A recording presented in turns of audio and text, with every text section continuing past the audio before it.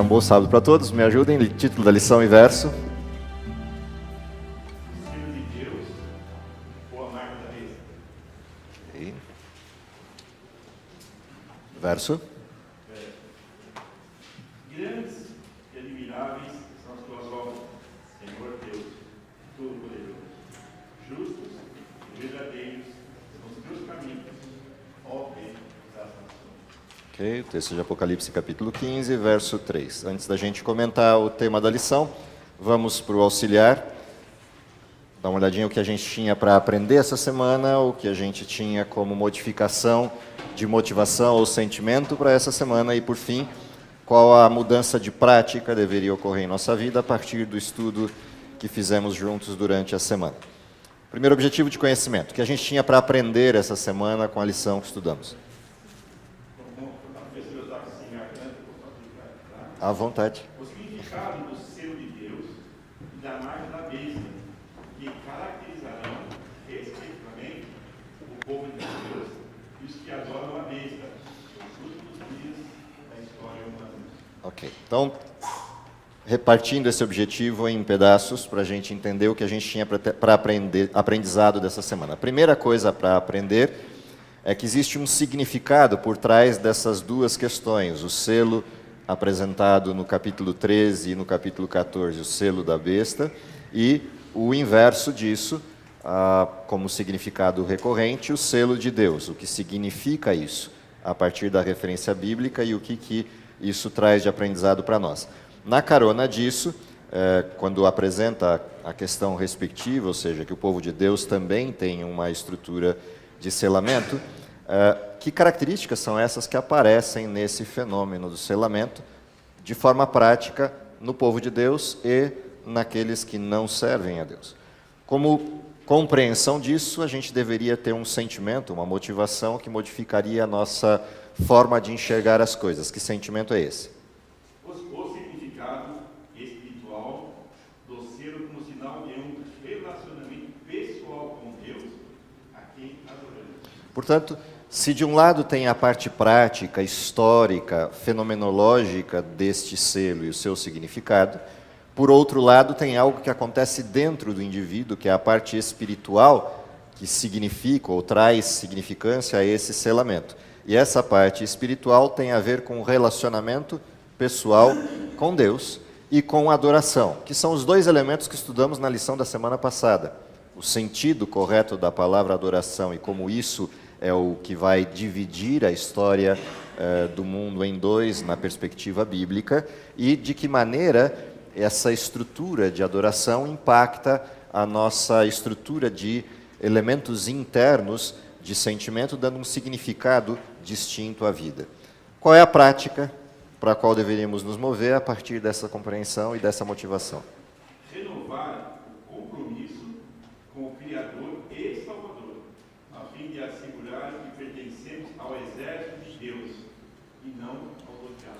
Portanto, há duas questões aqui. Uma delas é de conversão ou de renovação disto, renovar um compromisso, renovar a nossa vinculação com esse Deus que dizemos adorar, ou o inverso disso, não renovando esse compromisso ou não tendo esse compromisso, o inverso disso tem uma consequência, traz uma consequência, e essa consequência direta é: estaremos filiados, estaremos perfilados em outro exército, em outro paradigma. Disso se trata o tema da lição enquanto prática. E uma vez renovado esse compromisso, essa prática deverá levar-nos a uma postura clara de que lado defendemos e que estrutura de vida vamos adotar nesse último tempo da história. Vamos começar pela primeira parte, que é entender o significado, seja histórico, seja formal, disso que a Bíblia apresenta como sinal, como selo, como marca e uma série de termos que a gente vai encontrando na referência bíblica. Há vários deles: selo, marca, sinal, e inclusive um deles como processo, que você vai encontrar lá, que é o selamento.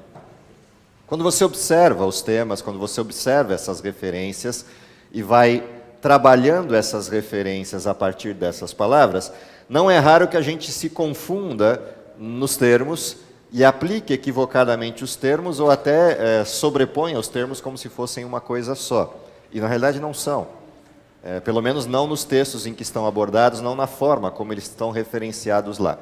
Então, quando a gente olha selo, marca, sinal e selamento, a primeira coisa que a gente precisa fazer é separar aquilo que é processo daquilo que é evento ou distinção. E essa coisa é importante de fazer essa separação para a gente entender o que está acontecendo em cada um deles. Quando a gente fala em selamento, você vai encontrar na referência bíblica pelo menos 2 ou talvez 3 coisas diferentes atreladas à estrutura de selamento.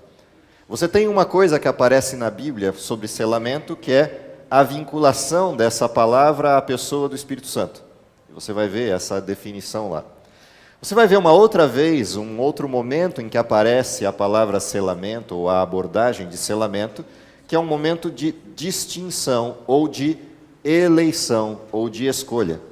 E aparece isso atrelado à ordem dada a um anjo, que vá e faça esse processo do selar, esse processo do separar, esse processo do retirar para um lugar especial, atrelado a uma mensagem dada a um anjo, e esse anjo sai para fazer isso. E ao término disso, iniciam-se os eventos de Apocalipse 15. As pragas e toda aquela descrição que Apocalipse 15 traz, e daí para frente os eventos de fechamento da história do processo do pecado. Esses 2 eventos principais, o selamento atrelado à figura do Espírito Santo e o selamento atrelado à mensagem dada a esse anjo, sai e sela o meu povo, separa o meu povo, e aí vem os flagelos. Esses 2 eventos dizem respeito a um processo que acontece, que resulta de um elemento que estava ligado a isso aqui, que são sinais ou posturas. E aí quando você olha isso, este processo não é o selo, e o selo não é o processo. E é importante entender isso, porque senão daqui a pouco a gente vai achar que o selo é o Espírito Santo, e não é. O Espírito Santo é o processo que se dá em quem tem aquela distinção, quem absorveu ou definiu-se com aquela distinção. Quando a gente olha essa distinção, ao longo da Bíblia isso aqui aparece várias vezes. Eu tenho na Bíblia várias vezes a referência de sinal, várias vezes a referência de uma marca, várias vezes a referência de um selo. Quando a gente fala em selamento, essa referência aparece só lá no finalzinho da história. Portanto, ela se torna mais de uma característica mais única, esse processo de selamento. Então, entender o que são as marcas, entender o que é selamento é o primeiro desafio nosso ao olhar para a história.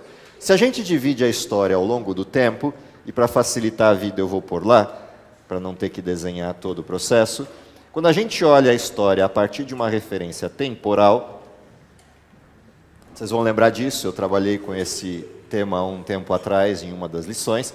Se você olhar a nível temporal, a história do mundo está dividida no gráfico ali de baixo.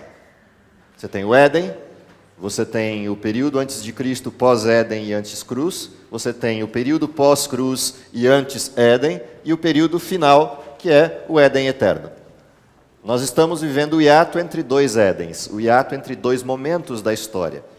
O início dela na criação, o fim dela na redenção. O momento intermediário dessa história está repartido também em 2, ao centro dele, antes de Cristo, depois de Cristo. Quando eu olho esse intervalo entre os 2 Édens é marcado por uma história chamada pecado. E, portanto, é marcado por uma proposta que o pecado traz. E essa proposta está balizada em basicamente 2 itens. Deus não é o que diz ser, okay? E a lei de Deus não é, da forma como se apresenta, absoluta. A referência do pecado está balizada nesses 2 itens iniciais. Se você olhar no Éden, a proposta feita a Eva é a de que Deus escondeu algo, portanto não é quem diz ser, e a lei de Deus não é o que ele disse, e portanto não é absoluta. Isso se dá na afirmação, certamente não morrereis. E a dúvida sobre o que Deus seja, ou quem Deus seja, se ele é ou não digno de confiança, se dá na outra afirmação. Ele sabe que, no dia em que você comer, você vai conhecer bem e mal. E ele não quer compartilhar isso. Portanto, ele quer guardar isso para si mesmo. Portanto, a dúvida sobre Deus está baseada nesses dois grandes paradigmas. Deus não ser quem diz ser, portanto, não é digno de confiança. E a lei dele não ser absoluta.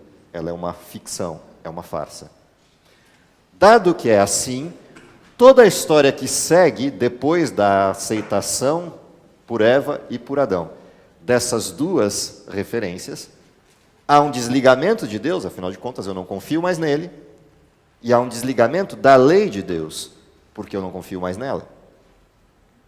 Essas duas coisas avançam a partir da referência do pecado. Toda a vida pautada antes ou depois de Cristo está balizada por estas duas referências. Deus não é digno de confiança, sua lei não é uma referência absoluta. É disso que se trata o pecado, na sua essência de balizamento. No seu processo, pecado se trata de uma quebra de vínculo, de uma quebra de relacionamento com Deus e com o que Ele diz. Portanto, eu posso olhar o pecado sob a perspectiva espiritual, uma quebra de relacionamento com Deus. Posso olhar por uma perspectiva de conceito ou uma perspectiva teórica. É um balizamento cujas referências são essas duas. Deus não é digno de confiança, sua lei não é um referencial absoluto. A partir disto, eu tenho que voltar ao Éden para entender que leis existiam no Éden. Para entender que leis existem depois do Éden. Quando eu olho as leis dentro do Éden, o que eu vejo lá? Você vê o Éden como um processo hierárquico. A criação parte de uma infraestrutura, 4 dias, de um ser vivo, um conjunto de seres vivos, 2 dias, e um fenômeno de fechamento. Esse fenômeno de fechamento, a criação daquele que coordenaria tudo, o ser humano. Recebe uma ordem, domine sobre todas as coisas, e recebe um mundo para cuidar.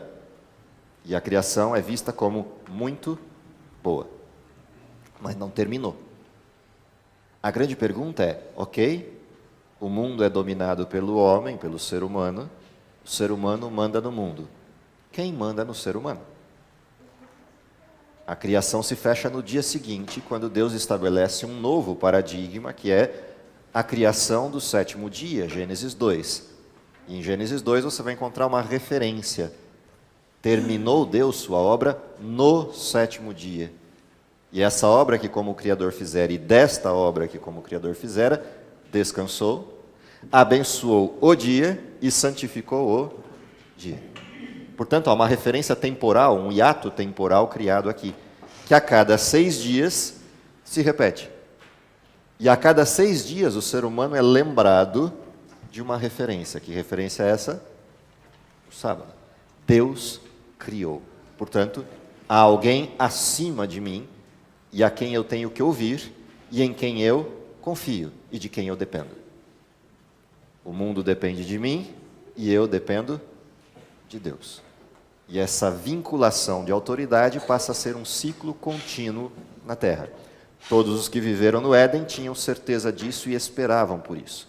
A cada dia esperavam que Deus se manifestasse na viração do dia, e no sábado esperavam que Deus se manifestasse despertando a eles e convivendo com ele durante um dia inteiro. E isso era ininterrupto toda semana. Cada dia Deus passava lá e no sábado Deus passava com eles. Tanto é certeza disso que o pecado, a primeira coisa que causou foi esconder-se, porque eles tinham certeza que Deus, na viração do dia, sempre passava para dar boa noite. Portanto, o sábado era a referência para a autoridade divina. Porque o sábado denotava quem era o dono de fato, quem era o criador de fato, e o que era meu e o que não era. O que estava sob o meu domínio e o que não estava. E isso fazia parte da motivação humana. A quebra disso, da vinculação, afeta diretamente o relacionamento com Deus, mas não afeta o tempo. E, portanto, no dia seguinte ao pecado saído do Éden, a história se repete a cada semana. Continuo sendo lembrado a cada sábado que a autoridade persiste, mesmo que eu não queira. Ou seja, mesmo que eu tenha feito a opção de me desvincular de Deus, a cada semana eu sou lembrado de que essa desvinculação foi uma escolha minha, não dele. Portanto, persiste o modelo. Continuamos a cada semana sendo lembrados de que Deus é o Criador, Deus é o soberano e sua vontade é certa, mesmo que eu discorde, mesmo que eu não queira. Diga. Pastor, nesse raciocínio, a minha pergunta é o seguinte: lá no céu uma batalha visível e literal. Então, Deus separou a luta, separou quem era bom e quem não era. Sim. Caiu aqui na terra. Por que nós hoje continuamos tudo invisível?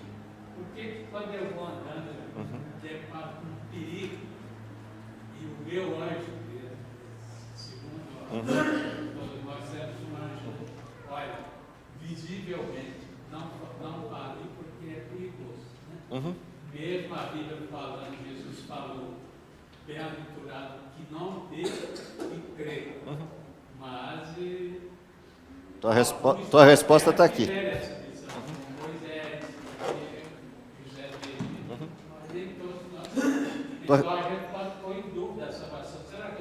Tua resposta está ali.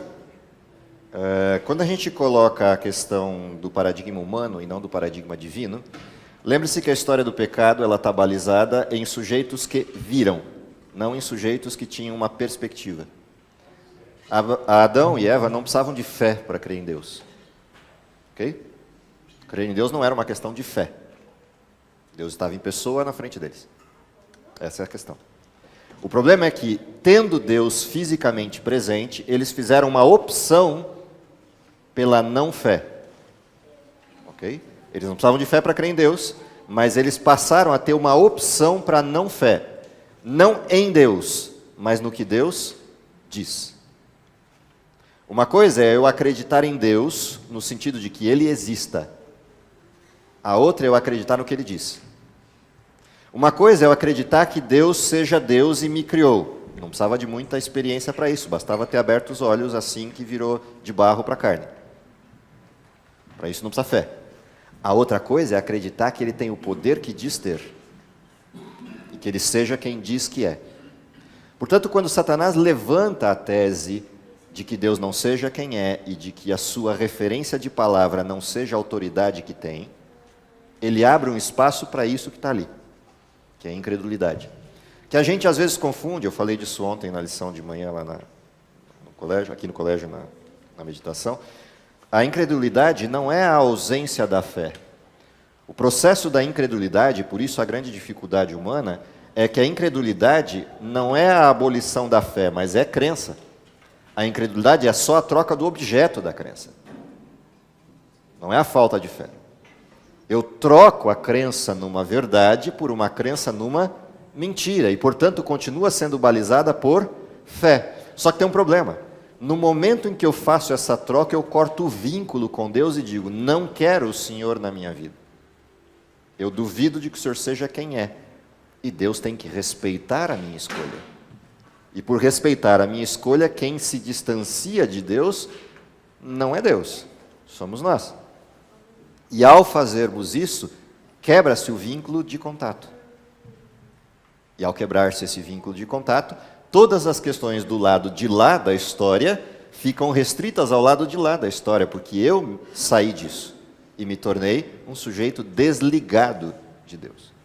E agora passa a ser o caminho inverso, o tempo inteiro Deus correndo atrás, para que eu volte. O problema é que aquilo que gerou o fenômeno, que foi a mudança do objeto da fé, é, curiosamente, o que retorna ao fenômeno. Sem fé é impossível. Simples assim. Portanto, não se trata de ser visível ou invisível. Se trata de recuperar a fé naquele que diz que é Deus e naquilo que ele diz, ou ignorar a fé e viver baseado naquilo que eu sou, carnal e físico. Essa é a escolha. Eu quero ou não voltar a um paradigma anterior. E, portanto, enquanto eu não volte para esse paradigma anterior, eu vivo a realidade que eu escolhi. Uma realidade presa ao mundo físico, que é o mundo que Satanás me oferta. e não ao mundo metafísico e eterno, que é o mundo que Deus me ofertou. É isso que mudou. Então não se trata de uma questão de justeza de Deus ou não, mas simplesmente uma questão de escolha. Nós escolhemos afastar Deus. Por isso, o modelo mudou. E agora, o único jeito de retornar é esse. Nesse sentido, esse cara estava certo quando disse o que disse. A verdade é uma só, todo mundo mente. Mente para si mesmo, mente para os outros, mente sobre a verdade, mente sobre tudo. A substituição desse modelo nos leva a uma incógnita entre esses dois elementos, como se eles fossem dicotômicos, fé e razão, como nunca foram. Isso gera uma inconsistência humana. Se eu digo que sou racional, não posso ter fé. Se eu digo que tenho fé, sou cunhado como não racional. Satanás propôs isso. De que a tese de Deus era tão louca que quem tivesse um mínimo de razão se afastaria dele. E Eva embarcou na tese. Portanto, é disso que se trata o fenômeno de sinais e marcas. Sinais e marcas, na realidade, são escolhas que o ser humano faz ao longo da história sobre esta questão. O que é a verdade e o que não é. Portanto, se eu olho dentro do paradigma selo, marca ou sinal, no Éden, ele está balizado no quê? A aceitação plena da autoridade de Deus que se faz pelo último dia da criação. É o único dia que identifica o autor, identifica a autoridade, identifica quem é subalterno a essa autoridade. Por escolha, mas subalterno, submisso a. Saio do Éden, isso se inverte. E agora o pedido de Deus é: volte a crer. Mudou alguma coisa? Não, só mudou o meu estado, mas não mudou nada na verdade. Portanto, continua sendo a mesma referência, a mesma estrutura. Logo, sinal, marca e selo fora do Éden continua sendo a mesma coisa, autoridade de Deus e sua lei. Onde se confundem as coisas? Se confundem as coisas quando Deus, por uma questão humana, da forma como o ser humano passa a agir, Deus decide reformatar o modelo e puxa um sujeito para sobreviver a uma catástrofe. Vira a página. Desse sujeito vem uma descendência de Sem, e Deus puxa um sujeito justo da descendência de Sem e diz: preciso formar um paradigma, um povo que viva de acordo com a minha lei, de acordo com o meu mandamento, para que o mundo saiba que isso existe. E aí o que Deus faz? Tira esse povo da sua região, da sua parentela e o desloca a uma terra que Deus diz: é aqui que vocês vão viver e aqui eu vou formar um paradigma, um ponto central de observação. E para que saibam que vocês são esse povo, vou estabelecer com vocês um pacto. E esse pacto será marcado por um sinal, uma marca. Que sinal é esse? Circuncisão. A pergunta é: este sinal e essa marca tem algo a ver com o sinal ou marca ou selo inicial? Não. Esse sinal é só uma distinção de um povo para eu saber: este é descendente deste povo e este não é. Portanto, é um sinal externo, mas que não tem a ver diretamente com algo interno, simplesmente com uma distinção de um povo. E este povo decide internamente: eu vou observar o mandamento deste Deus. Este é o selo. Portanto, o selo não muda, continua o mesmo. E tanto é o mesmo que, se você olhar na centralidade do que baliza esse povo, quando eles chegam ao Sinai, qual é a forma como Deus inicia o processo? A forma como Deus inicia o processo é entregando a eles, que eram anteriormente escravos, a sua lei. Depois começa o processo de balizamento de forma de vida social, cívica, saúde, etc. Mas Deus inicia o processo libertando o povo. Como é que eu liberto um escravo? Torno ele um cidadão. Como é que eu torno alguém que era escravo um cidadão? Entrego a ele uma lei. Ele é parte do meu reino e essa é a minha lei. Isso é liberdade. Liberdade não é ausência de lei. Liberdade é a escolha de a quem eu sirvo ou não. Se eu escolho servir a Satanás, ele retira a lei e me torna escravo. Se eu escolho servir a Deus, ele me entrega a lei e me dá uma opção. Você quer voltar para lá ou ser aquilo que está no paradigma escrito aqui? Sobre qual padrão você quer viver? Portanto, persiste o selo.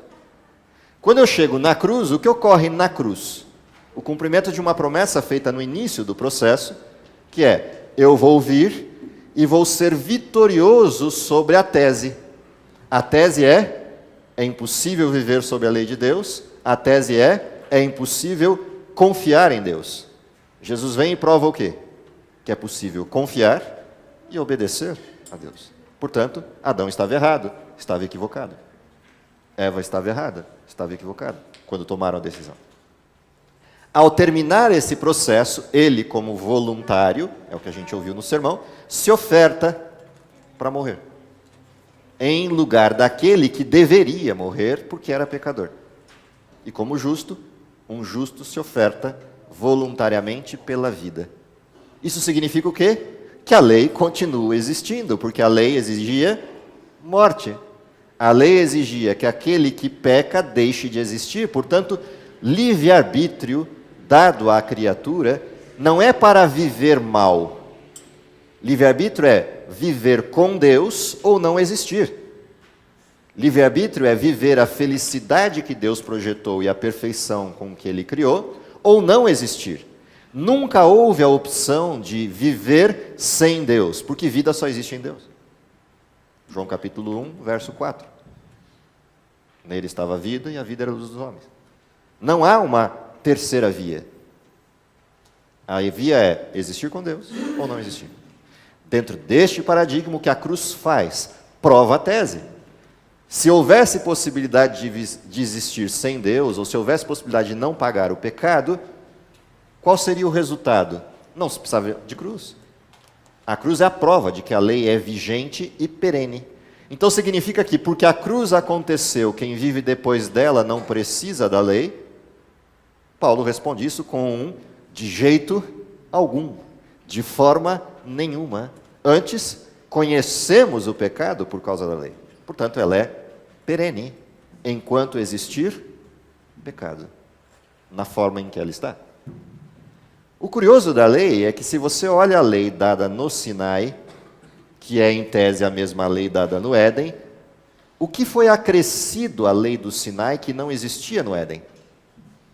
Existia no Éden, lembra-te do sábado? Lógico que existia.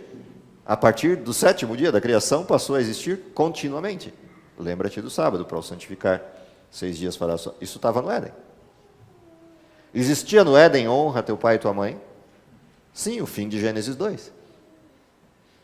Agora, existia no Éden, não matarás, não adulterarás, não furtarás, não terás outros deuses diante de mim? Não, não existiam essas coisas no Éden. Existiam em princípio. Qual era o princípio? Acredite no que eu estou dizendo. Come da árvore da vida e você vive. Come da árvore da ciência do bem e do mal e o resultado é não existir. Portanto, existia um não no Éden, porque já existia pecado no universo. Só que esse não estava formatado na base de um único teste. Você confia em mim ou não confia em mim? Você acredita no que eu digo ou não acredita? Na lei de Deus persiste o modelo, só que a lei de Deus evidencia o que o pecado fez. O pecado causou egoísmo, e o egoísmo levou à inveja, levou à morte, levou a todos os outros problemas. O pecado causou uma série de elementos que Deus lista como nãos na lei. 3 nãos ligados à autoridade de Deus e 5 nãos ligados ao relacionamento humano. E no centro desses nãos, 2 sims, que passam a ser o paradigma de existência humana. A cruz aboliu isso de forma alguma. Continua tendo os mesmos problemas, continua existindo as mesmas questões, e a autoridade de Deus continua se manifestando da mesma forma. Diga.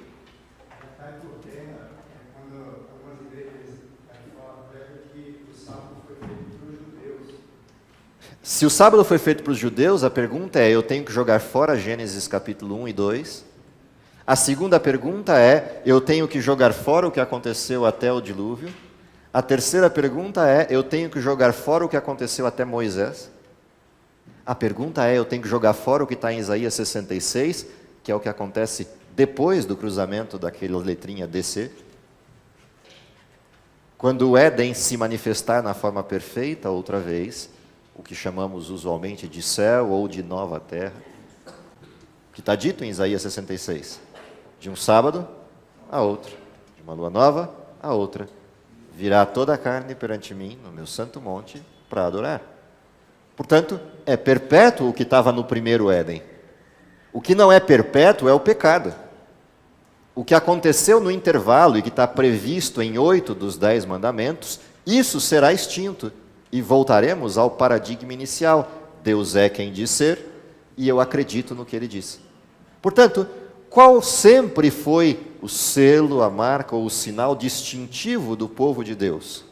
A aceitação dos seus mandamentos e do seu testemunho, da sua fala, do que Ele diz. Este sempre foi o paradigma que distingue o povo de Deus de quem não é dele. Creio nele, creio no que Ele diz. É por isso que a referência do que persevera, o que diz lá? É o que guarda os mandamentos de Deus e tem o quê? O testemunho de Jesus, ou a fé em Jesus, que é o espírito da profecia. Eu acredito no que Deus diz e acredito em quem Deus é. E ponto. Este é o selo de Deus, que se manifesta a partir do quê? Daquilo que foi criado, o sábado. É ali que se manifesta a resposta que eu dou, de que reconheço a sua autoridade e reconheço que Ele é o Criador. Por isso, a primeira das 3 mensagens angélicas diz o que diz: temei a Deus, dai-lhe glória, vinda é a hora do seu juízo. Para quê, senão a lei? Fórum para quê, senão a lei? Livros para serem julgados e abertos para quê, senão a lei? Tribunal para quê, senão a lei? Juiz para quê, senão a lei? Advogado para quê, senão a lei? Todos os paradigmas são esses. Portanto, fecha-se um ciclo em que a lei é posta em visibilidade e os que aceitaram o paradigma de Deus são julgados. E porque aceitaram, são vindicados como inocentes de Deus, e levantar-se-á Miguel em defesa do seu povo. Esse é o paradigma. Temei a Deus, dai glória, vinda é a hora do seu juízo. Adorai, reconhece que Deus é Deus, aquele que o quê? Fez céu, terra, mar, fonte das águas. Adorar a um Deus que fez é lembrar que Ele fez o quê? No 7º dia, abençoou, santificou, descansou. Se eu reconheço isto, eu reconheço que é isto que Ele projetou para mim. Acreditar e aceitar é uma questão de livre-arbítrio, mas o resultado já está dado. Ou eu aceito Deus, ou é inexistência, porque a existência formal no pecado causa a desgraça que a gente tem assistido durante os últimos 6.000 anos. Portanto, é disso que se trata o paradigma de Deus. Na realidade, o que acontece, eu já te dou a palavra, na realidade o que acontece é, ou eu acredito que isso seja verdade de forma plena, ou joga inteiro fora, não serve para nada. O problema é que a gente está fazendo seleção de texto. A gente olha para o paradigma da vontade de Deus e diz, não, isso sim, isto não, isto sim, isto não, isto sim, isto não. Parece brinquedo de criança com pétalas de flores dizendo, bem me quer, mal me quer. Esse é o problema. Ou eu acredito que Deus e sua palavra são paradigmas confiáveis, ou eu não preciso de Deus. Eu só estou buscando um jeito de amenizar minha consciência. E é disso que se trata o selamento. Pessoas que amenizam sua consciência ou pessoas que aceitam a vontade de Deus e mudam o paradigma da vida. Diga. Eu estava fazendo um curso lá na PUC, São Paulo, um dos diretores da pós-graduação, conversando lá no intervalo, ele referiu a criação como uma alegoria. Sim. E assim, repetidamente eu estou vendo nas publicações, até o Papa já está reconhecendo e comentando algumas coisas a respeito da criação dos 2 primeiros capítulos da Bíblia como uma alegoria. Sim. E Não os 2 primeiros, os 11 primeiros. o que você pensa sobre essa tendência? Eu não tenho o que pensar, a tendência ela é óbvia. As únicas questões que balizam a Bíblia estão nos 11 primeiros capítulos da Bíblia. Você quer destruir a Bíblia, você não precisa atacar a Bíblia inteira. Tem um jeito muito mais fácil. Arranca os 11 primeiros capítulos, ou torna os 11 capítulos iniciais da Bíblia uma metáfora, uma alegoria, e todo o resto da Bíblia se torna imediatamente alegórico. Se os 11 primeiros capítulos da Bíblia não aconteceram, o resto da Bíblia é uma mentira. Por que eu preciso de um Salvador na cruz? Porque aconteceu Gênesis 3. Por que existe um conflito? Porque Gênesis 3 o descreve. Por que eu preciso de lei? Porque Gênesis 2 a apresenta. Por que eu preciso verificar o que acontece no mundo natural para entender o digital de Deus? Porque eu sei o que está em Gênesis 1, eu sei o que está em Gênesis 2, eu sei o que está em Gênesis 6, 7, 8 e 9. E aí eu vou ao mundo natural e verifico se é verdade. Por que eu tenho Gênesis 5, uma genealogia que me dá idades? Porque a proposta da evolução é um paradigma muito esquisito, é um paradigma interessante porque ele divide o gráfico da história do mundo entre pré e ist. E ele coloca nos paradigmas científicos a pré como sendo história. Mas não diz para ninguém que a palavra pré quer dizer aquilo que vem antes de. E se vem antes de, é que não é, e portanto é uma que carece de sustentação no mundo real. E aí você vai no mundo real, a resposta que você recebe é: aqui no meio tem um negócio chamado elo perdido, que ligaria a história, transformando a pré-história em história. Na Bíblia não existe elo perdido. Eu tenho Gênesis 5 que me dá: era Adão da idade de 130 anos e gerou 7. Depois que gerou 7, viveu Adão 800 anos, teve filhos e filhas e morreu. Foram todos os dias de Adão 930 anos e descansou, morreu. Era 7 da idade de 105 anos e gerou a Enos. E assim vai todo o texto de Gênesis 5. Se eu vou somando essas idades, o que eu descubro? Que há um caminho ininterrupto entre Adão e um negócio chamado dilúvio, que dá exatamente 1656 anos. E há um caminho ininterrupto do dilúvio, porque tem um sujeito aqui no fim da lista de Gênesis 5, chamado Noé, que aos 500 anos já tinha 3 filhos, Sem, Cão e Jafé, que curiosamente viraram a página, e portanto não há elo perdido. O day after do apagão da história, no dia seguinte eu tenho Noé, Sem, Cão e Jafé. Portanto eu tenho 3 sujeitos com as suas esposas, e mais o pai deles com a esposa, que viraram a página.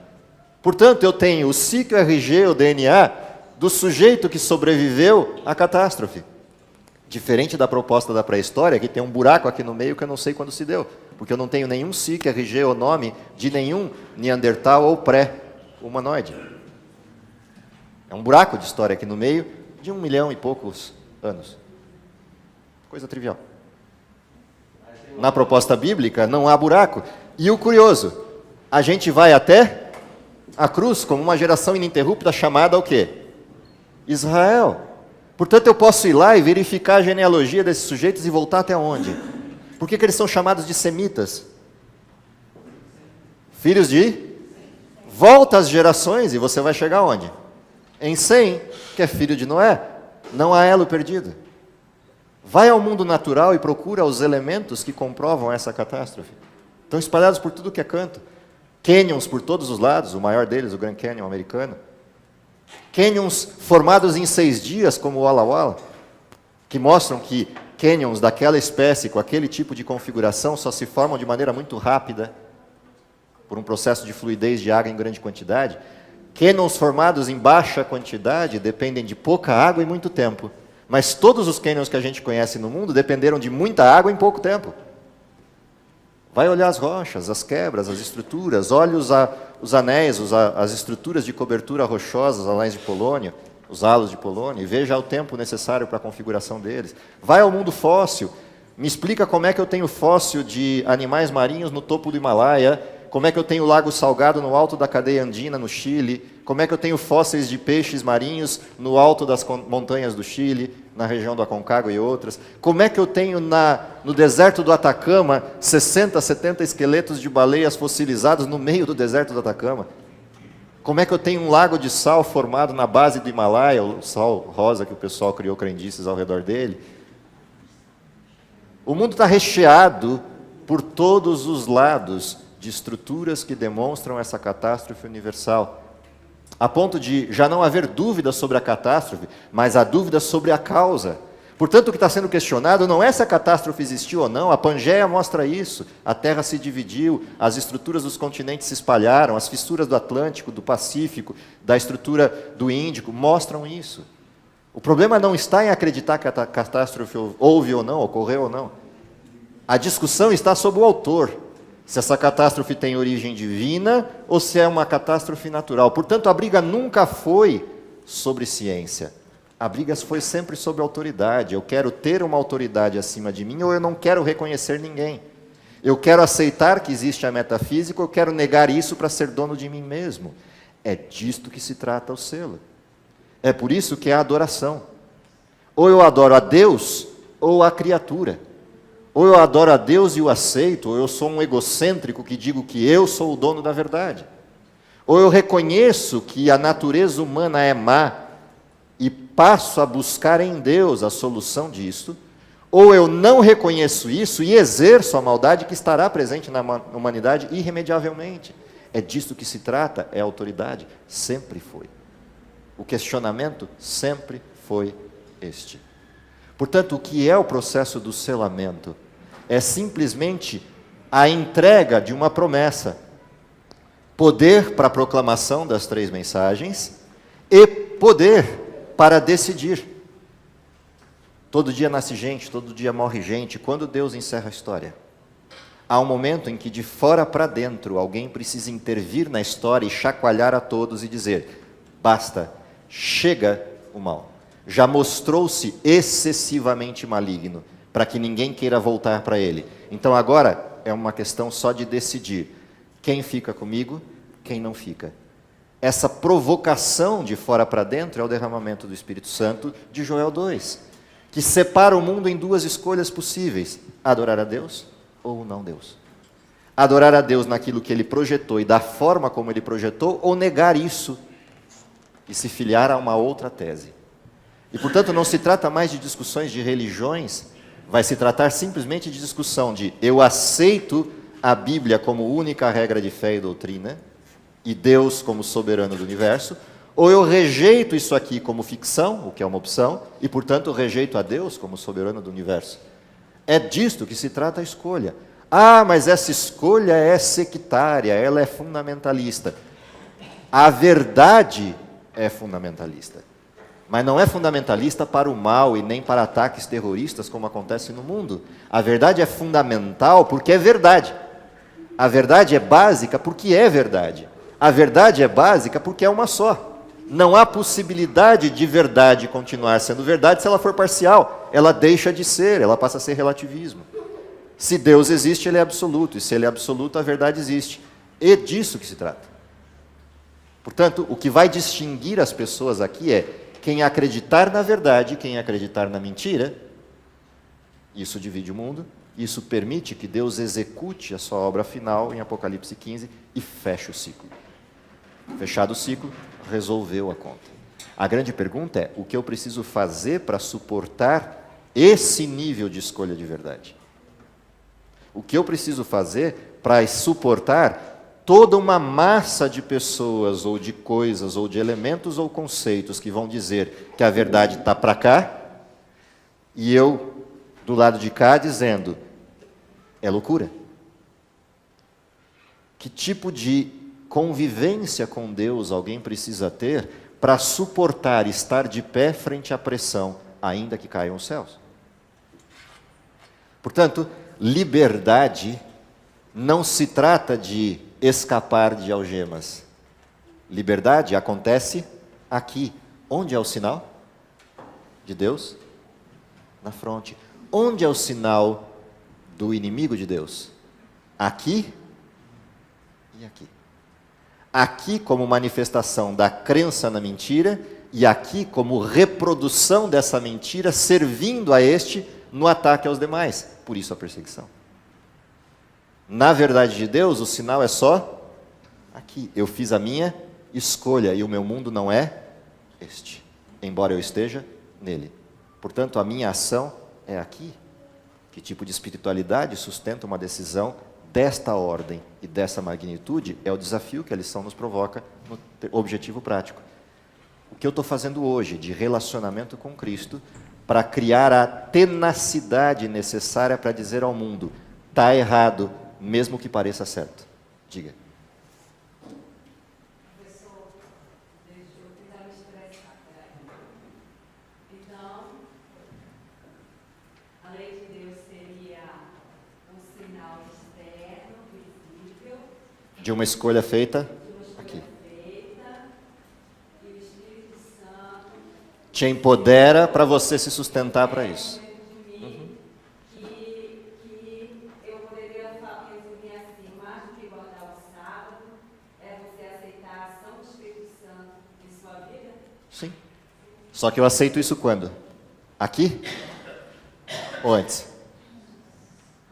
É antes, pela vivência do Espírito Santo na vida, me falando ao coração, esse é o caminho, ande por ele. É a vivência da aceitação do Espírito Santo dizendo, isso é pecado, aqui está a justiça, e lembre-se, haverá um juízo, as 3 obras do Espírito Santo. É por essa aceitação de que ele modifique a minha vida e que eu decida viver sob o paradigma de Deus, guardar os mandamentos e aceitar sua palavra, o testemunho de Jesus e que Deus, seja quem diz ser, é porque eu aceitei isso que eu posso ser selado. E o que marca a divisão entre os selos são os 2 elementos que estarão em conflito: a criação e o sábado, e a recriação e o domingo. É isso que simplesmente servirá de sinal de distinção entre quem aceitou Deus como é e a sua verdade como está apresentada, ou criou a sua própria imagem de Deus e sua própria referência de verdade. Por isso é que se constrói uma imagem à besta em Apocalipse 13, que revitaliza a própria besta de Apocalipse 13 que foi ferida e que depois curada se faz nova na imagem e com uma verdade que é só sua. E aí eu tenho a junção do civil e o religioso. Por isso a lição abordou que há uma metáfora aí entre Espírito Santo e outra referência dentro da abordagem de capítulo 13 de Apocalipse. Ou seja, o que está em jogo é isto. Portanto, a decisão a ser tomada não é lá, é hoje, para quem conhece a verdade, a decisão de que lado eu quero estar quando o processo ocorrer. E esse processo não ocorre só lá, ele ocorre hoje, porque as pessoas também morrem hoje. E uma vez mortas, já fizeram sua escolha. Portanto, há um tempo de misericórdia de Deus que um dia terminará. E esse tempo terminado, Apocalipse 15 descreve o momento desse término, Cristo sai e diz, está feito, consuma-se o juízo, e inicia selamento e flagelos. Encerra essa história, fecha essa história. Para o selamento, há previamente a ele derramamento do Espírito Santo em poder para que preguem ao mundo dizendo as 2 mensagens angélicas. Caiu a Babilônia e sai dela, povo meu. Ela beberá do vinho da cólera de Deus, deitado a ela sem mistura. Esses 2 últimos avisos são resultado do derramamento do Espírito Santo na vida do que crê.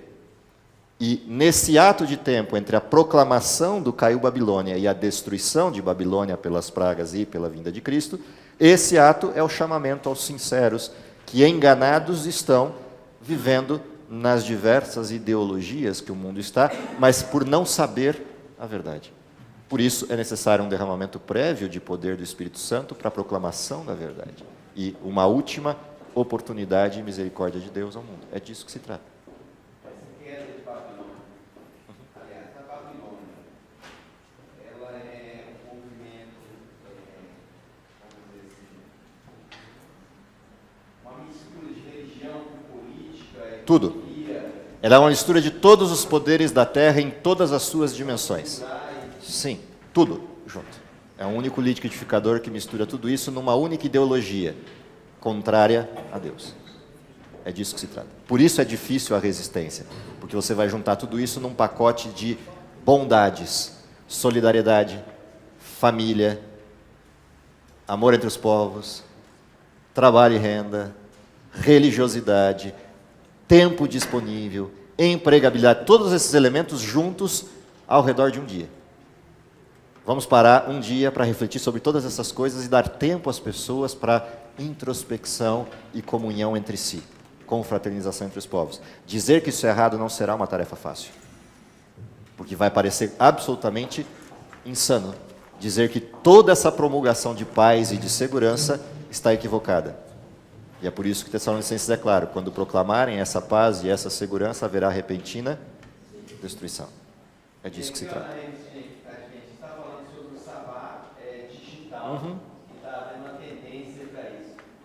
O ser humano, a partir das influências, muda os seus paradigmas toda hora. É uma questão de escolha. A provocação é para onde eu estou olhando. Se a gente entender isso, a gente entendeu o significado do estudo dessa semana e o que precisa ser feito hoje, amanhã e depois de amanhã, até que esses eventos ocorram. Que Deus nos abençoe, que a gente tenha isso claro, que a gente tenha essa perspectiva muito clara na mente. É o meu desejo para vocês e para mim. Vamos orar?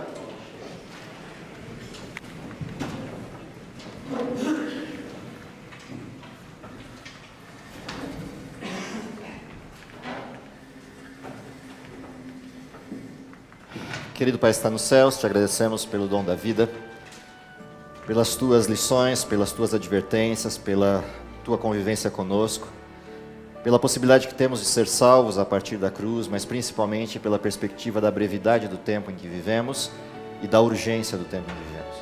Dá-nos a sabedoria, a tenacidade, a perseverança, mas principalmente a entrega completa necessária para que vivamos a experiência da convivência plena do Espírito Santo e da prática do teu amor a pessoas que ainda não conhecem. Modifica o nosso coração, transforma a nossa vida e nos prepara para o encontro contigo, é o que lhe pedimos por Jesus. Amém.